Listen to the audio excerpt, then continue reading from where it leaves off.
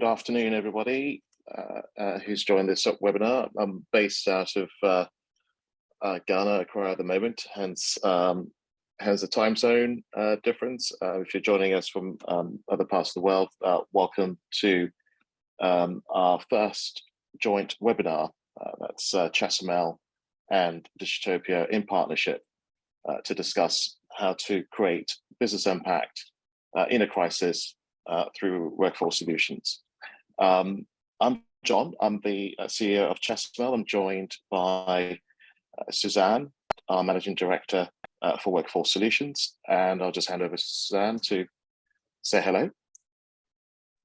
Hello, hi, nice to be here. Fantastic, thanks. Thanks, Suzanne.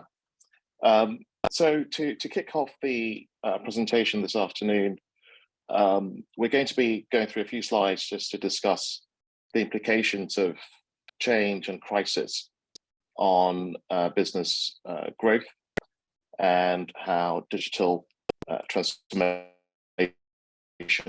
can help stabilize and help navigate businesses and large organizations through these moments of change and crisis. I'm just about to share my screen, if just bear with me, and we'll get things started.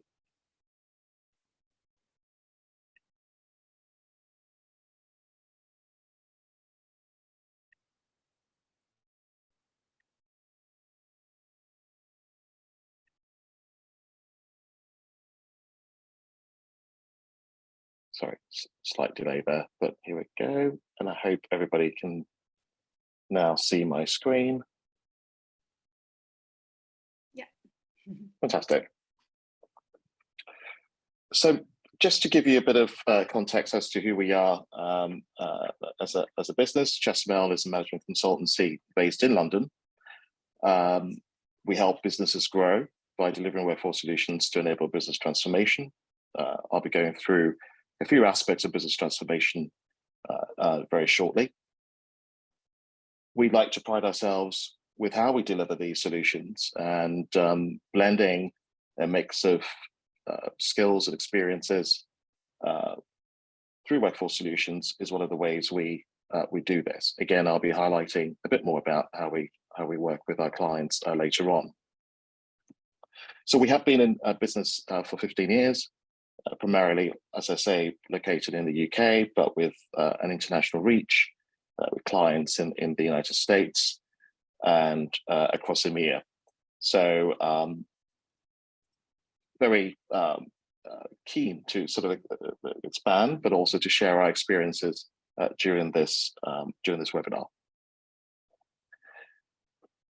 So the very first area of focus for this session is defining what we mean by business transformation.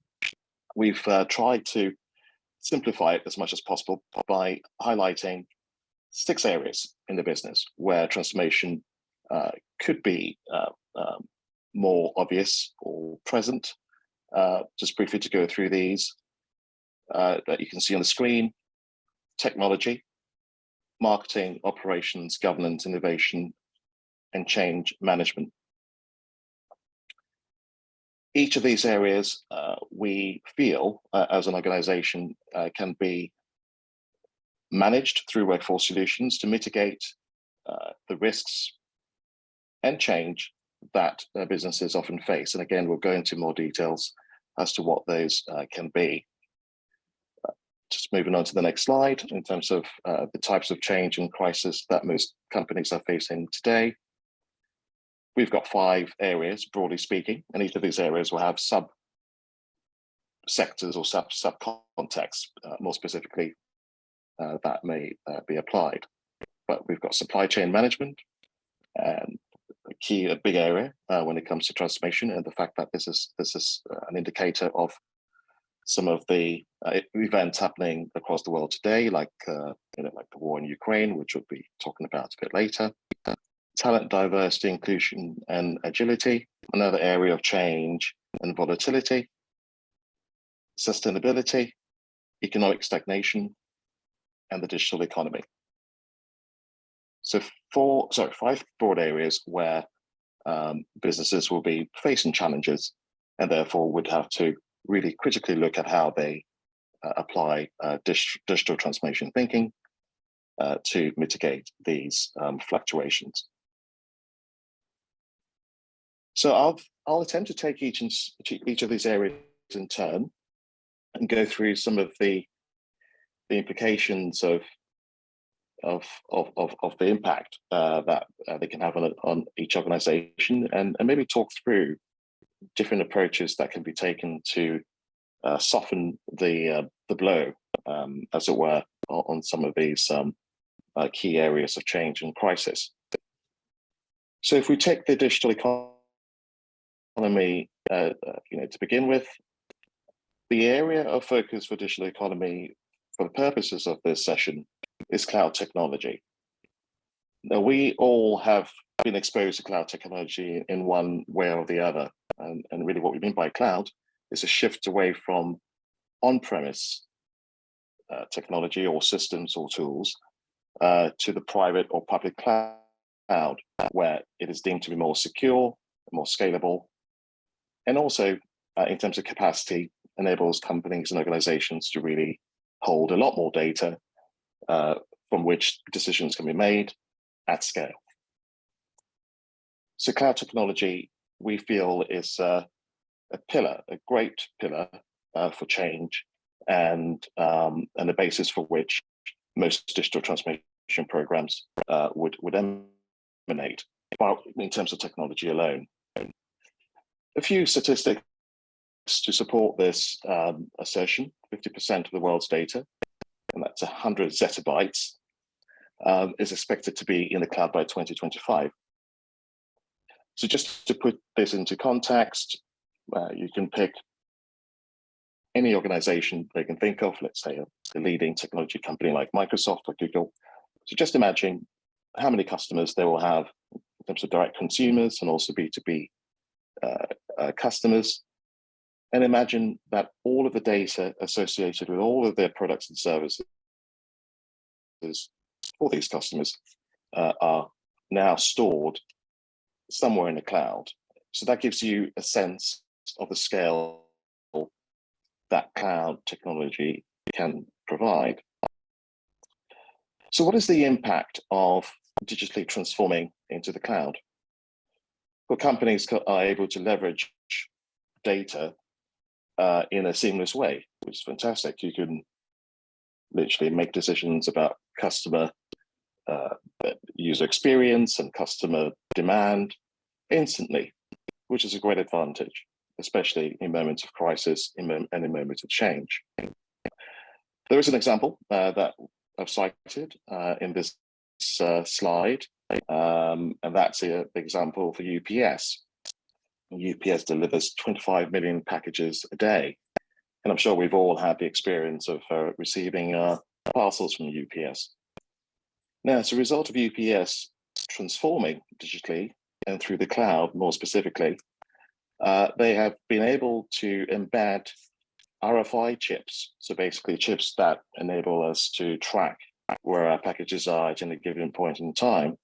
And this obviously has made a rapid difference or a major difference, sorry, in how rapidly they can deploy parcels to destinations all over the world. Again, for a company operating of that size and that scale, migration to the cloud was a no-brainer. And this made them more efficient and ultimately more sustainable, which is an area that we'll be talking about next. So for any organization looking to embrace digital technology, we propose that focusing on the cloud should be one of your primary goals and objectives, and to make it a strategic one as well. And if you haven't done so, of course, it's never too late. You can start the process right now. Now, depending on the size of your organization, if you're a small to medium-sized business, making these transitions can often be costly and therefore may take a little more time to do so. But there are options available: mergers and acquisitions, are a way in which to ensure that you bring in the right technologies into the business, and also to access the right skill sets and capabilities to enable that scale and that growth. So just a few thoughts there and ideas around the digital economy and how you can participate in the digital economy through digital transformation. So moving on to the second part of an area, to the second part of a macroeconomic sort of change and crisis sort of area, we're looking at sustainability and supply chain management. And we are making a direct link between the two, and we'll soon find out why.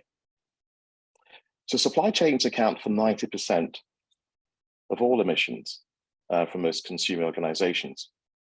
And that's a lot of emissions, considering the climate change impact it has on all of us, and we've all experienced that in recent years and in recent months.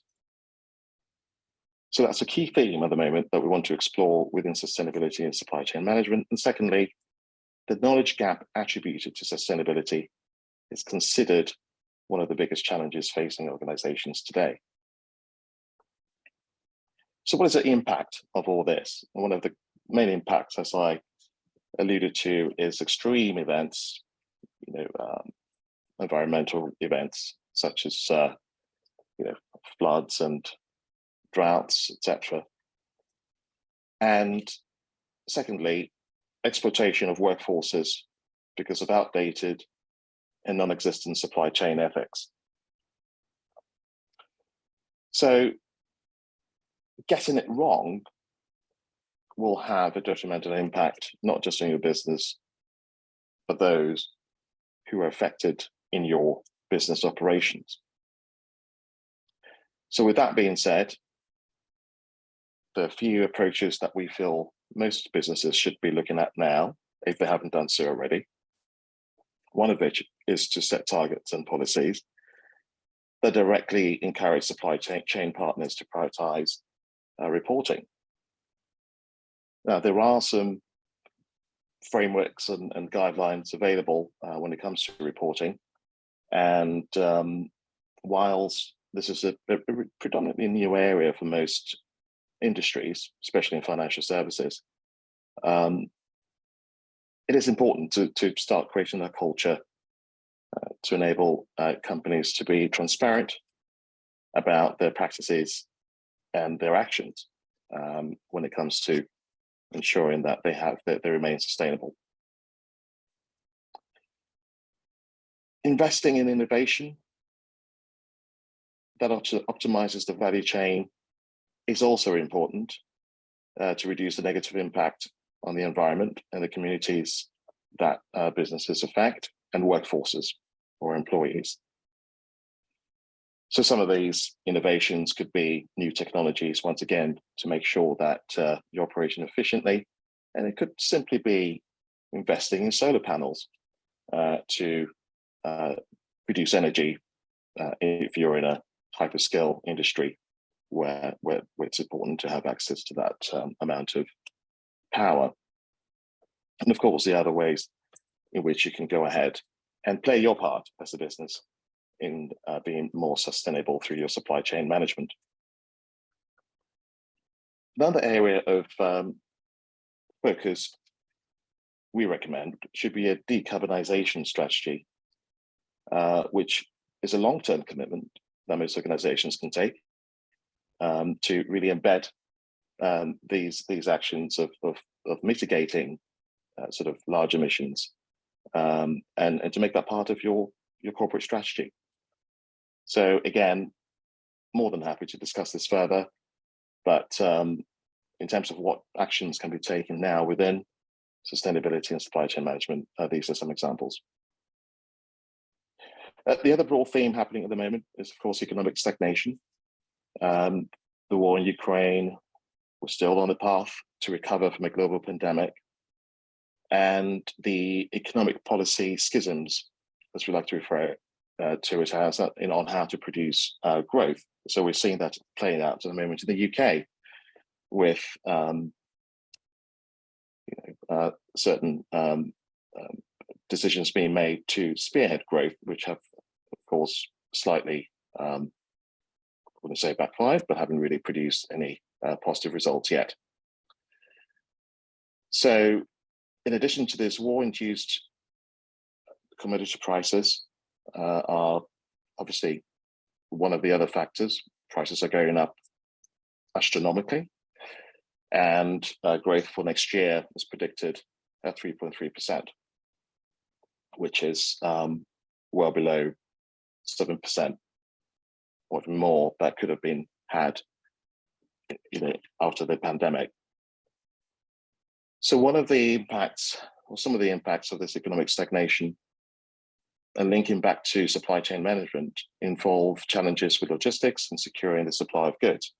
Of course, that creates sort of demand and supply challenges for most businesses and also for most of their customers. And then a cost of living crisis as well, which is affecting all economies, and also will eventually put pressure on wages, which will then induce workforce stress, signify how all of these elements are now interlinked. So some of the approaches that can be taken by most organizations would be to review the supply relationships with ESG in mind, to focus on investment in a few pillars of your business: people, innovation, and digital routes to market, to ensure that, again, you give your business the best possible opportunity to remain stable during these periods of change, but also give yourself a chance to grow in light of some of these headwinds. Last but not least, a few themes around workforce agility and inclusion, and then I'll hand over to Suzanne, who will be going in more detail across some of these areas.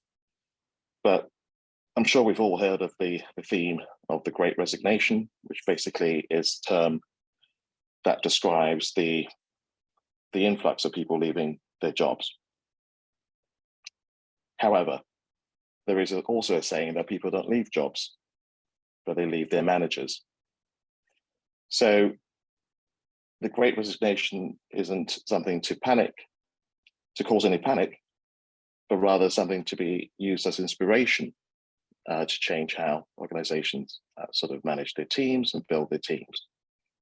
So which is why we've highlighted some of these themes around diversity and inclusion in terms of recruitment policies. And in relation to this as well are themes such as shifting goals and priorities during a crisis and a sustained period of change. The argument is that change leads to shifting goals and priorities, which creates more workforce stress, and therefore if we're not hiring in an inclusive way, that may not necessarily be the best decision for your business. Last but not least is the theme of cost of living, which is obviously linked to everything else that we've discussed. And the impact of all this is that if planning and an awareness of these workforce matters are not part of your overall long-term vision, then there will be attrition and there will not be a clear pathway to navigate your way through change and crisis. Of course, digital transformation, if employed in the right way, will help mitigate that. So one of the ways in which to make this happen is for business leaders to engage HR professionals in developing workforce strategies to make sure that they are agile and inclusive. And Suzanne will be obviously talking a lot more about that shortly. So just to wrap up for my segment, what can you do now? 4 things that every business leader should consider doing now. First thing is to define how your organization can create business impact. And the question is, does it sit in any of the 6 areas that we went through earlier on in this session? Perform a gap analysis in your defined business impact area. develop an action plan that quantifies risk and includes change. And very lastly, build, engage, and reward an inclusive and agile workforce. So on that note, I will hand over to Suzanne, who's the MD of our Workforce Solutions division. Suzanne? Thank you, John. Okay, so if you just bear with me a moment while I share my screen. So hopefully you can see that. So thanks very much, John. So yeah, I am actually leading on nicely from where John left me off there, to look really at how any flexible workforce solutions can help a business to deliver impact in a period of crisis. So we've just been through, we've just been living through the fastest period of disruption to the workplace that we've experienced in our lifetimes. And rather than it now being a thing of the past, it seems that changing at speed really has become the new norm, and that there are no signs of things slowing down. And as John referenced, that what we have to come really, it's not looking like a super positive picture going into the next year. So we have recession, double-digit inflation, cost of living crisis, of course, a continuing war on our doorsteps in Europe. So the good news is that we have all just been through a global stress test, having survived through the pandemic, which should help us to be in a stronger position to handle anything that comes our way. So for us to really understand how businesses can best survive the next crisis, whatever it might be, it's helpful to look at the lessons we learned from the pandemic. And we found that those organizations which were able to think really quickly and to adapt their workforce model during the pandemic came through it the strongest. So we believe that the long-term health, agility, and resilience of any business is significantly bolstered through leveraging flexible workforce solutions. We saw during the pandemic that having a flexible labor model became an absolute necessity, really. Businesses that are able to tap into contingent and flexible solutions and to blend this with consultancy or third-party experts, this blend will help businesses to withstand any resourcing pressures which might be associated with relying solely on a fixed permanent employment workforce, for instance. And this blend also helps businesses to attract the best talent, and they can look without geographical limitations so that they can drive business growth. In order to, as John touched on, in order to survive another crisis, businesses also need to consider now technology and how it may impact on their activities in the future, how and where they want to automate their work. So again, we saw during the pandemic that right at the very beginning of the pandemic, it was really the switch to remote working that really accelerated the digital transformation process for a lot of businesses. But for many other businesses, there's still quite a way for us to go to really make technology integral to the business culture and to develop our people to use data to move the business in new directions. So now really is the time for businesses to assess where they are on their digital transformation journey and to identify what workforce model they need in order to get to their destination. As a workforce solution provider, we know that it's always people that are key to the success of a business transformation process. And we believe that it's through the next crisis, it will be the way that a company's people and their technology interact that sets them apart from other businesses. So we, as I said, we support businesses with workforce solutions that will enable them to deliver any type of business transformation. We have partnered with Digitopia, who offer the Digital Maturity Index, which Halil will be talking about after my segment. But essentially, once a client has established their digital transformation roadmap, we can then support them to identify the best solutions in order to deliver their transformation and growth. So our model is to deliver our services either through a flexible team of embedded consultants, which can be scaled up or down, through our internal hub of experts, or through our direct recruitment solutions, or through a blend of one or more of those elements. And we have a solid track record in delivering these offerings to our clients, and that blend in giving them a truly agile solution to allow them to respond to uncertainty and ambiguity in the external environment. And as we look around today, some of the world's biggest tech companies are leading the way here. So some with contingent workforces of up to 60% in some instances.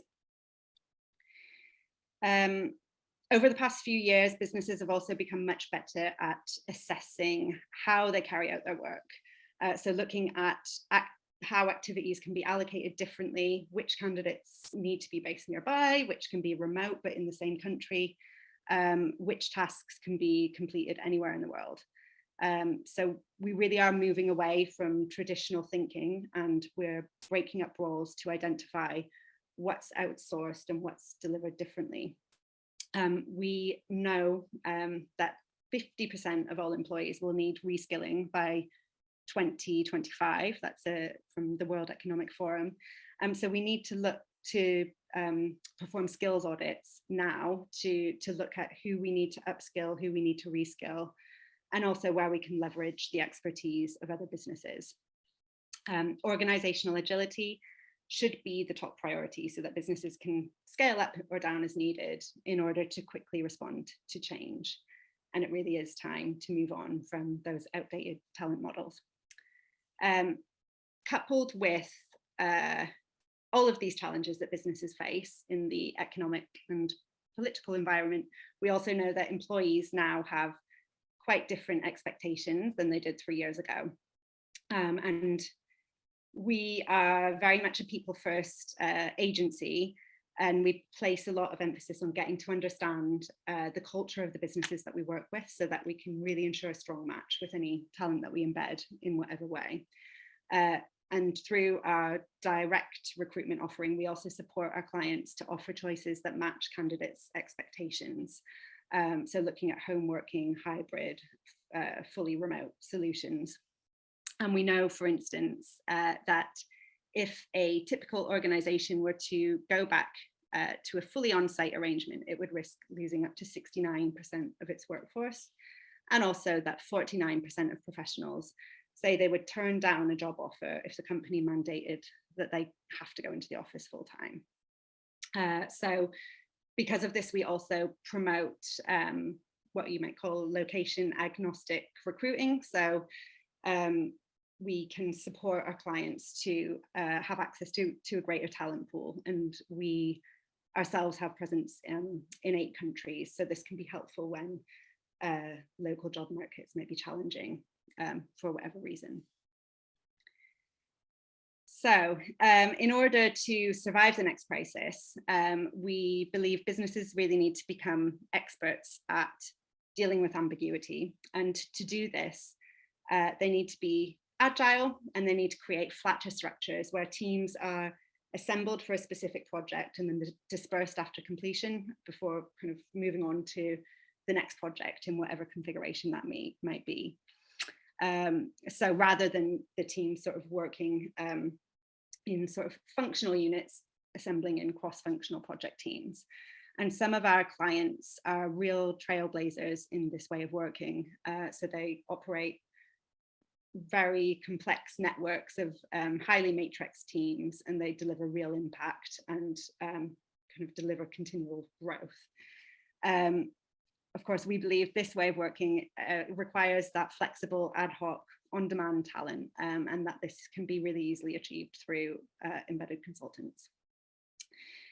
We know as well that heading into next year, 50% of firms are anticipating a reduction in their overall headcount. So these flexible and contingent solutions will really help business leaders to increase their resources without increasing their headcount, and also to spend less time on managing their teams and more time on delivering that business impact.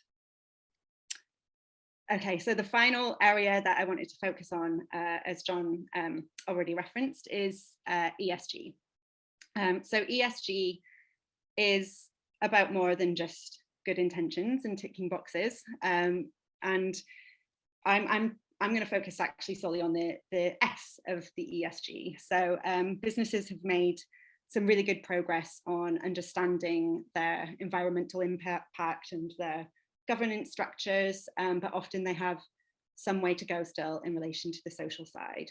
So the social element of ESG is really important for businesses in terms of how they relate to, interact with, and care for their employees, their suppliers, their customers, their local communities, basically anybody who's impacted by their operations.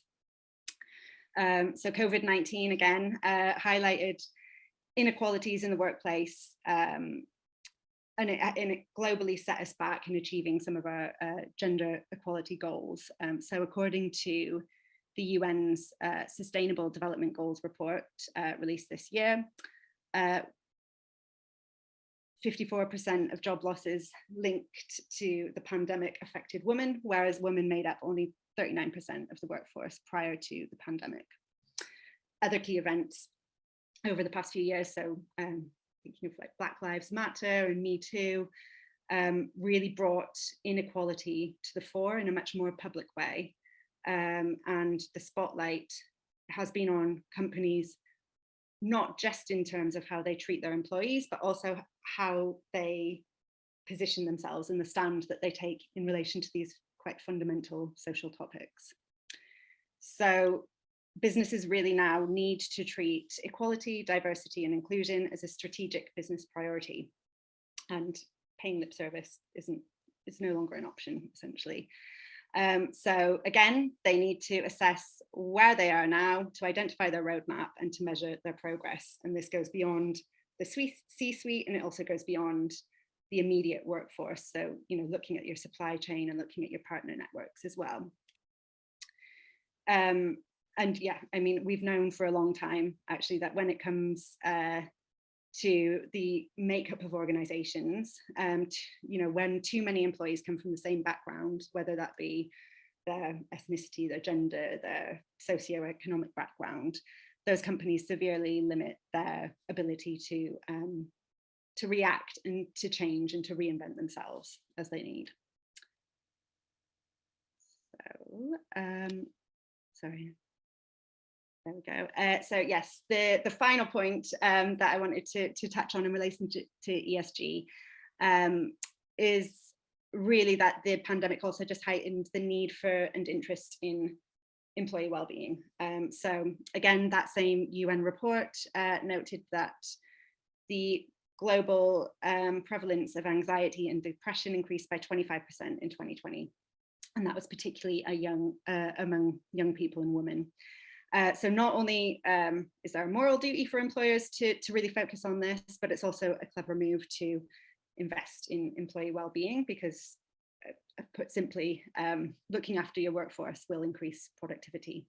It will help you to attract and retain the best talent, and customers and investors are kind of increasingly interested in how businesses treat their employees.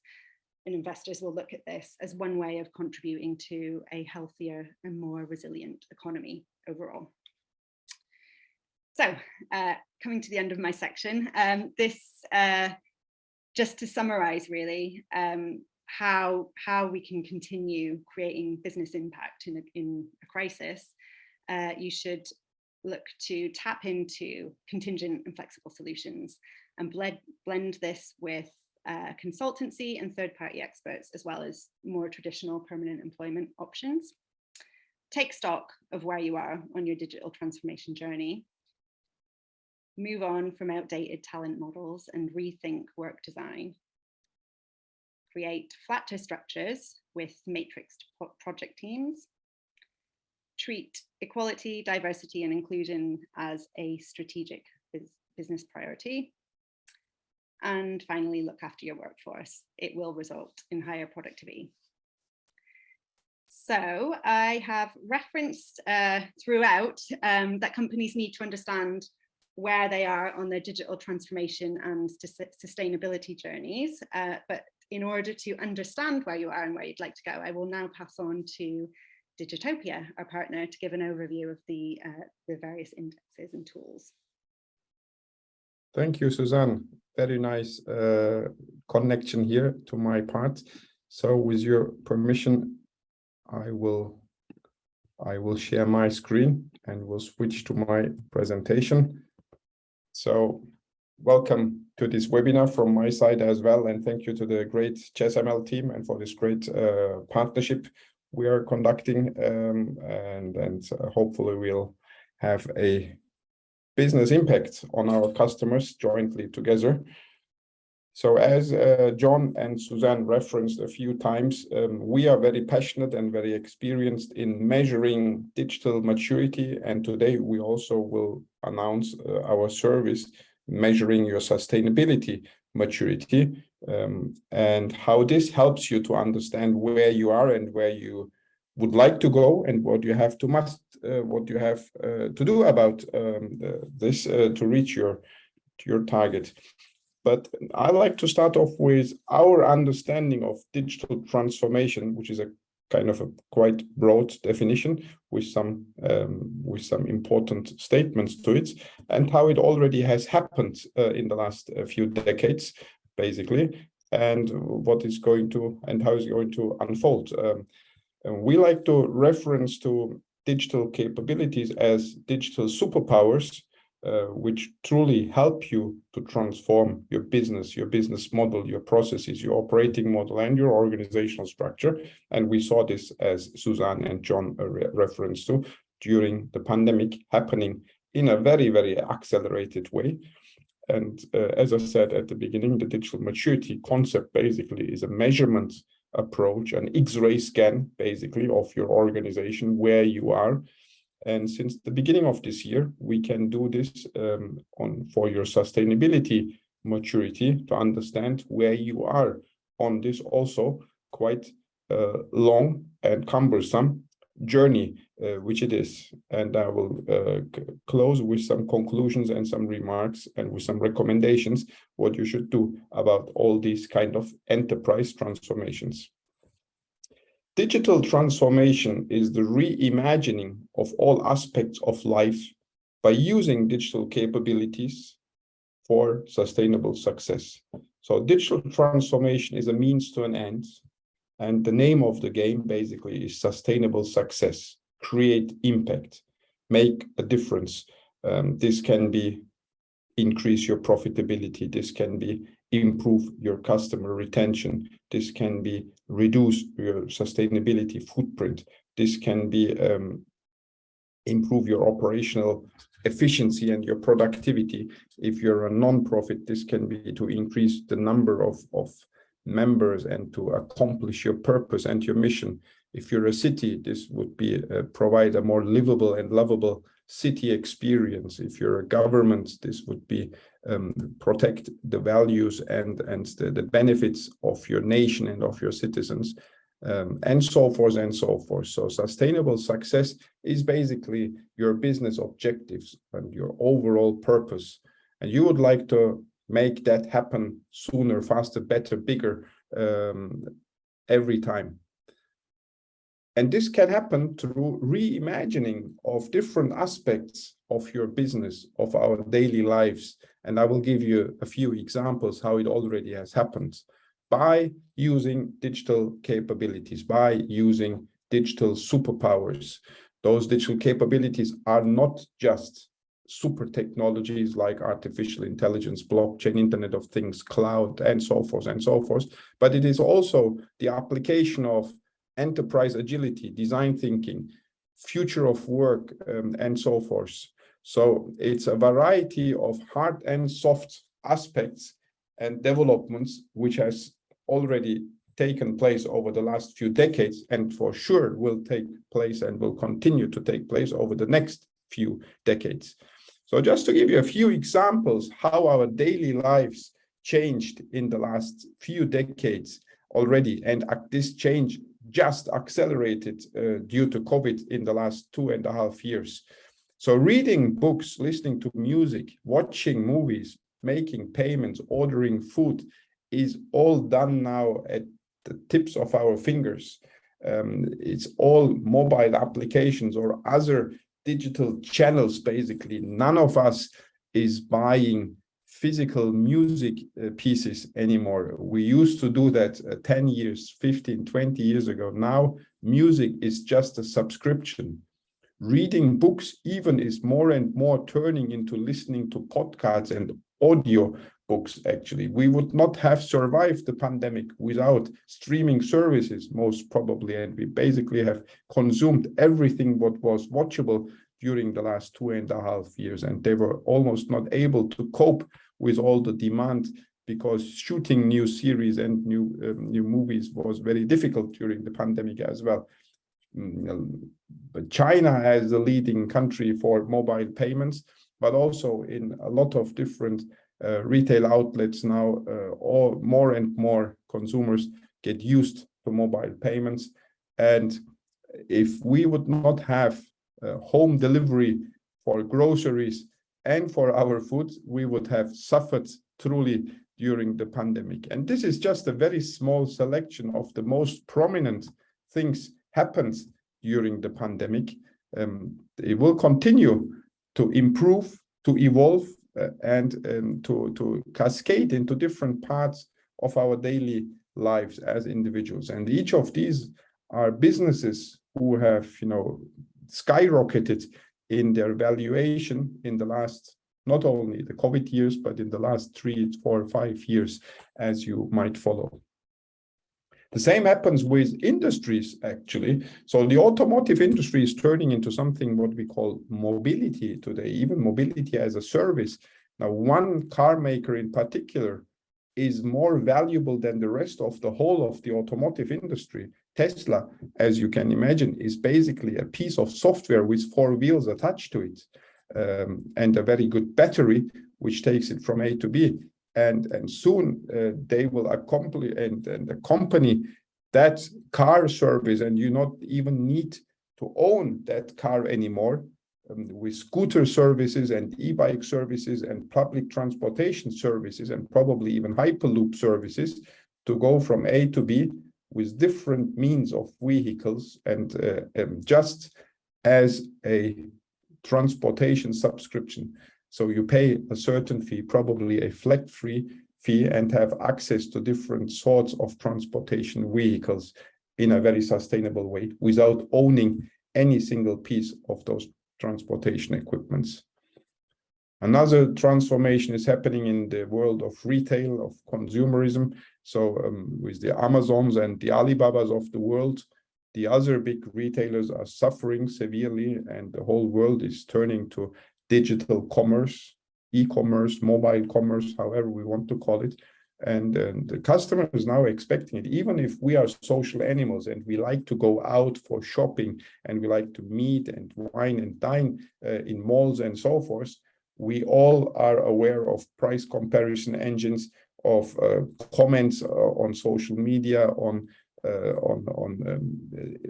influencers who really affect and influence our buying patterns. So even if you're a retail chain, you need to be very, very aware of the digital channels and the consumer behavior, and must be able to provide an omni-channel or a multi-channel and a multi-experience kind of customer experience, because the customer, the consumer now is looking for existence on various channels. That's the reason why the e-commerce players are starting to open up shops as well, because they see some of the consumers are going out for shopping and like to touch the things they are buying. Similar transformations happened in the last 2 decades, basically in the banking industry. Now all of us have mobile applications as a branch. Very, very rarely we need to go to the branch. Very, very rarely we need to touch physical money. and the number of credit cards even is declining. The plastic money is declining, and the use of mobile payments and other means of money transfer and payments is very rapidly increasing. A similar trend we see now in the insurance industry, where you can provide personalized services for car insurance, healthcare insurance, and other forms of insurance, turning the mobile application and your mobile phone into a personal assistant, not just a policy which you basically sell or buy your risks for a certain amount, but help you to live a better life and take care of your well-being, or help you to drive safer and more comfortable and more sustainable from A to B. And by the way, provide you an insurance policy for your car. So, and you just pay as you drive and how you drive, and are compensated and get a benefit for driving safer and in a more sustainable way, and probably less, because you have a mobility subscription which conveys you and which basically promotes and supports you to use more public transportation and other shared options for your transportation, for your reaching from A to B. So these are just a few examples again, and we could talk for hours about how industries are transforming. And if you don't find your industry among these 5 examples, don't think that digital transformation will not come to your industry. Even the most physical industries here, I'm not talked about logistics, in the manufacturing, logistics, and even mining, kind of very hardcore physical industries, we see that digital transformation is very, very disruptive and is adding a lot of interesting values to new business models, new operating models, and new means of how to reduce inefficiencies, waste, and become more sustainable and have a bigger business impact. So what are these digital superpowers then? We consolidate them in 3 main categories. So we believe that everything will be connected to the internet, slowly but surely, and in an economical manner. So a piece of paper or a pencil, probably not, but anything which is economically viable to put a chip on and to connect it to the internet and collect data with sensors about that piece of equipment will be connected. So probably our garments, probably our furniture, and definitely our electronic equipment, our cars, our household appliances, and all the equipment in our offices and in our factories and in our warehouses will be slowly but surely connected to the internet with 5G, RFID, Internet of Things, you name it, with all those interesting gadgets and technologies. But this happened already since the invention of the internet. And if you just turn back and look at your homes, the number of things connected to the internet at your home is almost doubling every year. You add a new TV set, you add a new gaming console, you add a new tablet or a new gadget and a new speaker. All of these things are now almost by default connected to the internet. So of course, all those things connected to the internet create tons of data, and all that data will help us to make all those things more intelligent over time. So this is, we're talking about our smart homes, smart factories, smart warehouses, smart cities, smart supply chain, smart airports, smart theme parks, and everything. So, and once we have turned all those into smart homes, we will call them homes again, because all the homes will be smart homes, as we call our phones now phones again. A few years ago, we called them smartphones because there were still the old phones around. Now there are almost none of the old phones anymore around. And that's the reason why we don't need to call the smartphones anymore, but just phones. And that will happen with all the other smart cities, smart homes, smart factories, smart airports, and smart value chains. So, and as they're getting smarter and smarter, we will start integrating them all together. A smart autonomous vehicle will go find a smart parking slot in a smart building, in a smart parking facility, and get a smart parking ticket and make a smart payment. and will send you a smart notification on your smartphone that the car is safely parked, and you get the best price, and it already starts recharging again because it's an electrical vehicle. So this seamless end-to-end integration will happen as we get everything connected to the internet and make everything more intelligent. So we could talk about hundreds of these kind of end-to-end value chain integrations, being it the food security on the food value chain, or vaccine safety on in the distribution of vaccines, as we saw during COVID and so forth. So why we do all that? Because there are benefits of these digital superpowers. Digital is light speed. We know exactly when the truck arrives in the warehouse. If that truck is a connected truck and the warehouse is a smart warehouse, there is no need to do any transaction anymore. The warehouse recognizes the arriving truck with all its RFID tagged load in the truck and does automatically the reconciliation from the supplier to the materials inputs in the ERP system. No human being, no human intervention, no manual effort is needed anymore. So this is light speed, and this is super efficient with very, very little failure probability anymore. This will also improve the precision in precision manufacturing, in precision agriculture, in precision medicine, healthcare, education, and you name it. Everywhere there is so much inefficiency, there is so much waste, there is so much delays, and with digital technologies we will eliminate all of those. And for a sustainable future, we need to be very precise in everything we are doing. So it is impossible with just human brain and human abilities to improve manufacturing or agriculture or education or healthcare, because there is too much of error and failure probability associated with the changing emotions and the changing state of a human being during their 8 hours work time or 24 hours daytime. And we can't rely on even the best surgeon to just not use some technologies to improve the quality of the treatment or the surgery. And digital also will help us to add new value to the overall value chain, being it location-aware services, context-aware services, and much more. Here you just see an augmented reality augmentation of your experience in a foreign city with simultaneous translation through AI, image processing technology, and so forth. So there are huge benefits of these digital superpowers, and you would love to use them in your environment, in your organization. And the way to understand how much of these superpowers you're using is by looking at, by measuring your digital maturity, because you want to improve your impact. And our digital maturity index actually has 6 dimensions.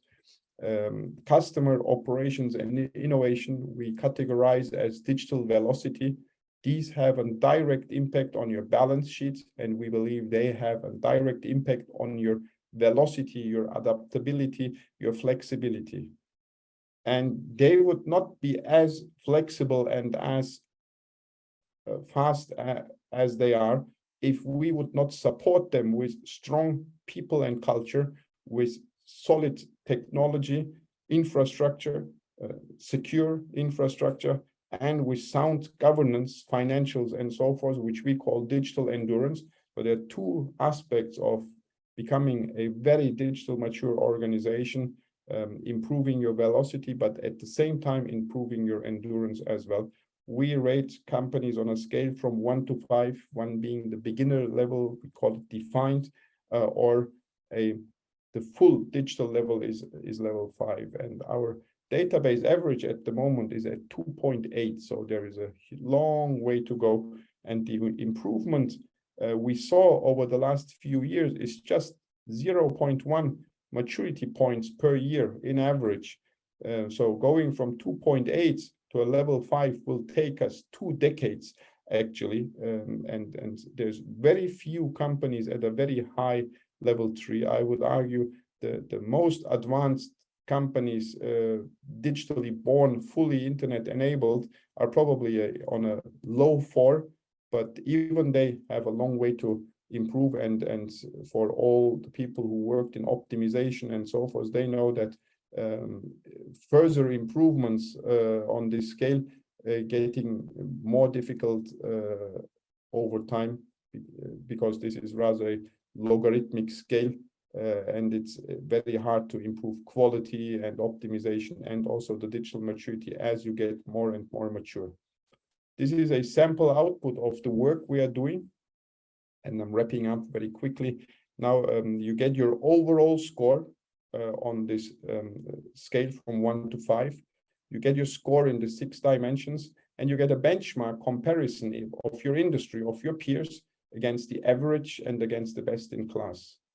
We also help you to define your target states, which shows the gaps where you need to invest, and shows also the priorities where the gap is the biggest. And we come up with recommendations and prioritize them together with our customers based on urgency and importance, and turn this into a executable roadmap.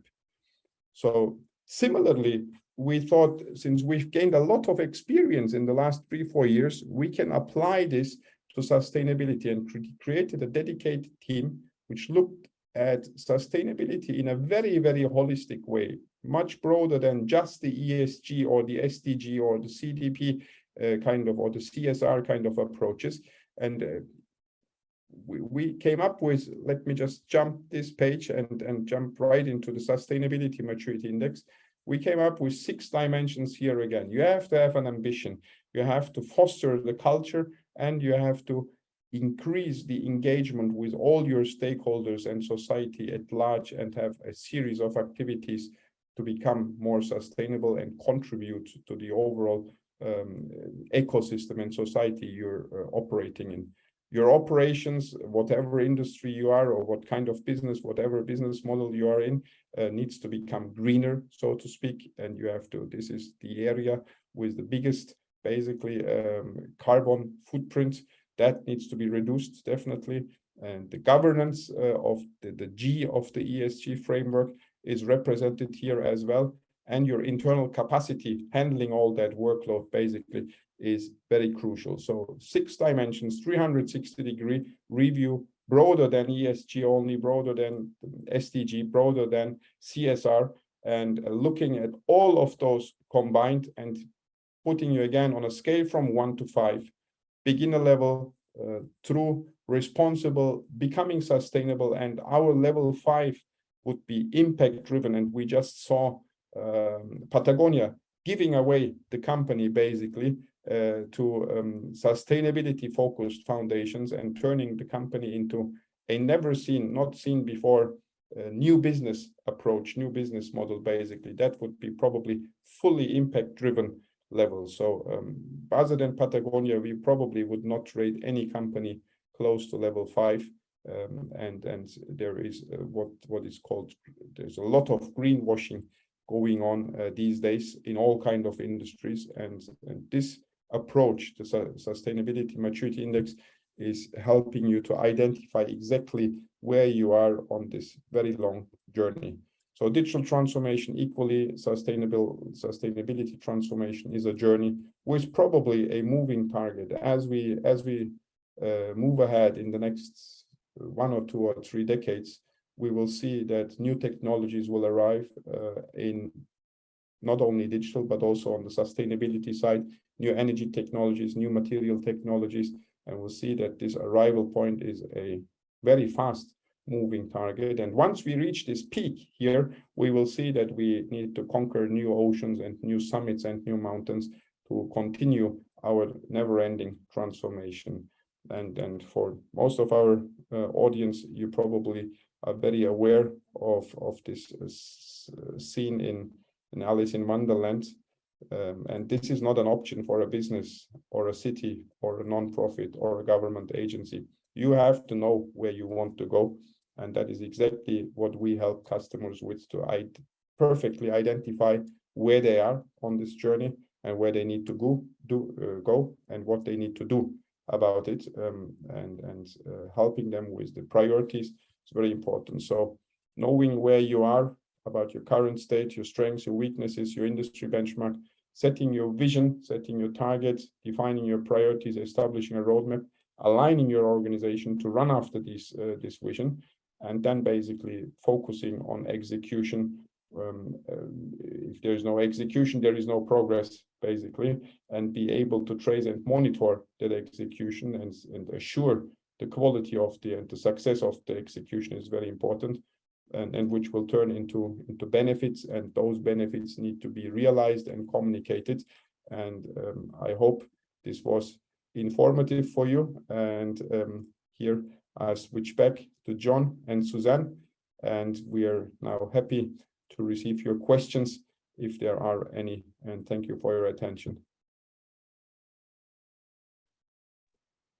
Thank you very much, Halil.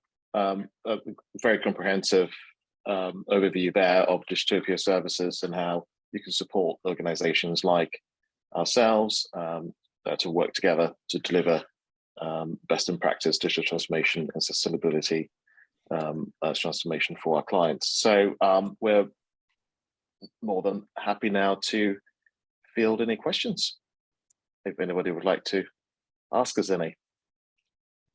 I actually have one, Halil. I'll kick off. I know people are always a little bit reluctant to come forward with the first, but you mentioned that on the digital transformation, digital maturity index, you're finding most companies are around, did you say 2.8 on your scale?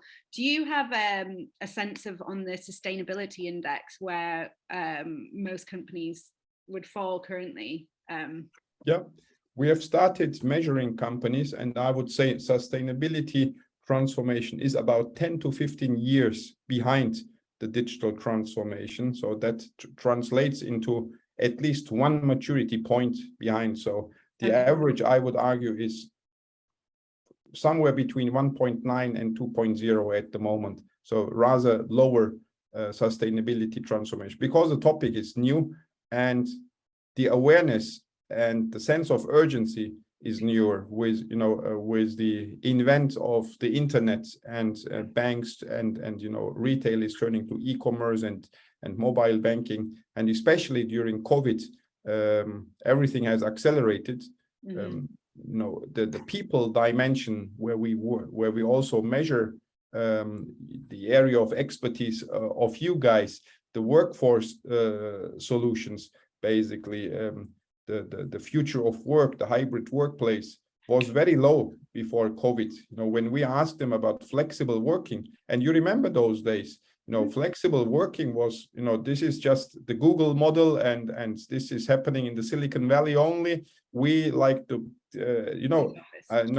remember the busy days of the tube in London, people commuting from all over the place every day into their offices. Remember those buildings in the city of London, they were packed with people, and they were commuting every day 1-2 hours with the train in and out into the city. And now they're all gone. They're all working from home. All those buildings are not even filled to the half now. And this is just one very, very tangible aspect of digital transformation. And it happened overnight, right? In March 2020, everybody needed to switch to video conferencing. Zoom, basically, their market capitalization skyrocketed during those days because the whole world, schools were, using Zoom. We told our children, our toddlers, not to look at these screens. They learned reading and writing through these screens, right? Through Zoom. So the whole world changed basically from black to white overnight almost. So and unfortunately, I don't want to see a big war or a big catastrophic thing happening for us like the pandemic. I hope something like that will never happen again, but I think it will at some point in time. But with that kind of a catastrophic event, people will understand how severe the climate crisis really is until now. And I would like to quote Thomas Friedman, the author of the book The World is Flat. He said, we just have a green party at this time, at this point in time. We just talk about sustainability and not really too much is changing. I just was in Denmark last week, and probably, you know, if the Silicon Valley is the Mecca, is the center, the epicenter of the digital transformation, probably the epicenter of sustainability, Scandinavia. Those guys really are ahead, you know, by all means, you know, mindset, electrical vehicles, renewable energies, recycling, and so forth. So it's really very interesting to see, and I would really urge everybody to go and visit the Scandinavian countries to understand how sustainable could look like in a very practical way. Thank you, John, for reminding us of another question coming in, right? Indeed, yes, absolutely, and thanks, thanks, Halil, for that answer. So we have a question. We have two questions actually, which is about transformation during uncertain times. So the question goes, as you could guess, it is quite hard to decide on strategies during such times. How do you lead the businesses? Has your approach to digital transformation changed since 2020 and since the current global economic crisis? So maybe I'll attempt to tackle this in some way, and then Suzanne and Halil, please do jump in. But certainly, as I discussed in my segment, change is around us all of the time, and whilst we may not be able to predict accurately what nature of the change will be, what we have to do is to ensure that we are constantly conducting risk management assessments, SWOT analysis, whatever framework you want to use in your business. I think these have to be deployed a lot more regularly to enable you to plan more effectively. But just in terms of practical steps that we take as a business here at Chesamel, in terms of looking to navigate our way through these periods, we, and Suzanne alluded to this, we do have a very flat structure in the business when it comes to the team dynamics, and we have this agile embedded talent model, which enables us to move in a very proactive way when it comes to deploying resources across the right business areas, depending on what the outcome of that change is. So we do also have clients that practice these approaches to ensure that in line with their shifting priorities, which could be monthly. Of course, we all like it to be sort of annually, but that's not the case. Priorities do change on a regular basis, and dare I say it, sometimes even weekly. So making sure that that tension is not unduly conveyed onto our colleagues and workforce is key, and that comes with regular sort of reviews and regular planning. So I would say the more you plan and the more you review your ways of working, the better. I think the days where 3 to 5 year strategic plans were sufficient are now over. You have to do that on a regular basis now to ensure that you're not caught out. And then the second part of the business is around what has changed since the global, the current economic crisis. In many ways, we've faced probably 2 or 3 large macroeconomic events recently. There was the 2008 financial crash, and of course, recently we had the pandemic, and now in quick succession, we now have the supply chain crises to the conflict in Ukraine. So if we've learned anything from the pandemic, and again, I know Halil alluded to this during his segment, is that we've had to, again, redesign our workforce in a way that makes it agile. Flexible working, embracing hybrid work is now mandatory. I don't think any organization can do without it personally, and I'll let Suzanne sort of touch in on that. But most of these adjustments that you make to your business's operations, we believe ought to be driven by workforce planning and agile workforce solutions. But I'll just hand over to Suzanne and Halil to answer those two questions. Yeah, I mean, I think you've covered everything there, John. I think it really is, the only thing I'd add is that it really is just the ability to kind of rethink and rescope and work itself in any of these situations. So really, you know, we didn't have any most of us didn't have any prior expertise in a pandemic when COVID-19 came along. And actually, if we'd tried to call upon experts who did, then we would be going back quite a long way. Or, you know, looking at global pandemics would be going back a very long way, and it would not be helpful. So I think we don't need to know exactly, you know, how to get through, you know, the next recession, or if we have huge issues with unions and strikes, we don't need to have experience of having managed through the 70s. We just need to be able to change at speed and to really have those models that allow us to be agile. Okay. Yeah, thank you. Nothing to add from my side. I would say, prioritization basically, and focusing on the most important and most urgent things. And you touched upon this, both John and Suzanne, very nicely. I think there is one more question in the Q&A. So about the profitability of sustainability, and a very quick comment. We're running out of time a little bit, but I think, you know, doing good for the planet is doing good for your business in most cases, not always. Sometimes it creates a burden as well. But if you can reduce waste and turn waste into a circular good and benefit from recycling and upcycling, reuse kind of capabilities, that would turn that waste into a new resource, basically.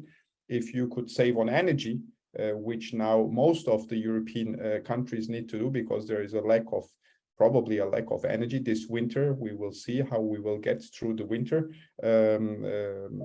because of lack of oil and gas from certain countries. If we can reduce the energy usage, this would have a positive impact on our balance sheet. So as I already touched upon during my presentation, there is so much inefficiencies and so much delays in the processes, which cause a lot of hidden costs in the morale, in the motivation, in the engagement of our employees, in the satisfaction of our customers. So I think digital transformation is an important enabler and supporter of the sustainability transformation as well. One of our colleagues in our company is calling these the twin towers of enterprise transformation. So it would be those two things go hand in hand, I think, because the more you can measure, the better you understand where you need to apply circular economy principles and can reduce waste and can optimize your energy and water and resources consumption and so forth.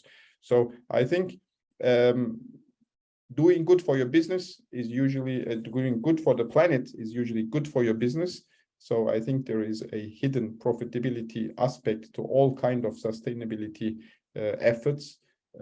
There will be some people arguing against this because for certain reasons, in some terms, fair trade or organic raw materials or renewable energy resource sometimes are more expensive than the fossil fuel based or non-organic raw materials. This might be true, but this is limited by the creativity and the ingenuity of some business minds. So the most innovative companies find a good balance in handling that burden and turn to sustainable solutions. And find a way to make that more profitable for their business as well. Thank you. Fantastic. Thank you. Thank you for that, Halil, and thanks for that question, Batuhan. And we have a final question, and I know that we're running out of time, so maybe a minute to answer this one between us all. Can you please give examples of best practice digital transformation? So just in 5 seconds, the example that I cited earlier with UPS, the largest parcel delivery businesses in the world, migrating completely to the cloud, sorry, and they did that for the purposes of data analysis and to do more with data. So so we feel that, yes, that whilst that's a very technologically driven example, it really just emphasizes how they've gone on and optimized parcel tracking and made their supply chain more efficient. In terms of how it's affected their bottom line, you know, I haven't really got the figures to you know, indicate whether they're operating at a profit or not at the moment as a result of it. But just so, as an example of how a company has deployed digital transformation.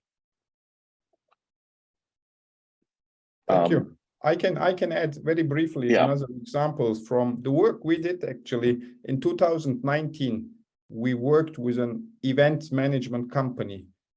Remember, in 2019, we still had regular events, going out, meeting in physical place and enjoying ourselves. We worked their digital maturity, and they were rather low. And because of that, we told them that they can augment their physical events with digital capabilities. So for those people who are not able to attend the physical event, or just are in you know, can't leave their room because for a certain reason, they could indirectly attend the event if they could have a digital twin kind of version of the event on a digital platform. And towards end of 2019, this happened at the beginning of 2019, during the second half of 2019, they actually developed a digital event platform. And when COVID hit in March 2020, they were able to move all their events on top of that digital events platform and continue their business as much as the event business was able to be continued, but they were prepared. So it is very difficult to predict when something severe as the pandemic will hit, but you should be prepared with those digital superpowers as much as possible, because you never know. And for those companies who were using telepresence or video conferencing solutions before the pandemic hit, they were, again, from a cultural and from a mindset perspective, much more prepared to switch overnight to Zoom or Teams or WebEx or whatever they used during the pandemic, and continued their agile way of working and their flexible hybrid way of working during the pandemic as well. So these are just, again, small examples, and I could go on and on for hours giving examples of successful digital transformations. Fantastic. Thank you, Halil. And I'm sure we'll have many more opportunities to go through many more examples there. So on that note, I would like to thank everybody who joined us today. Really appreciate the time that you've taken out to join us on this webinar. We hope it's been in some way interesting and useful. We will be sending a recording of this webinar to you all, and we'll be keen for you to join us again when we have our next session. But on behalf of myself, Suzanne, and Halil, I'd like to thank you all for joining us. Thank you. Thank you, John and Suzanne, and thank you, dear attendees, and see you in another webinar again. Take care. Thank you very much. See you later. Bye-bye. Bye. Bye.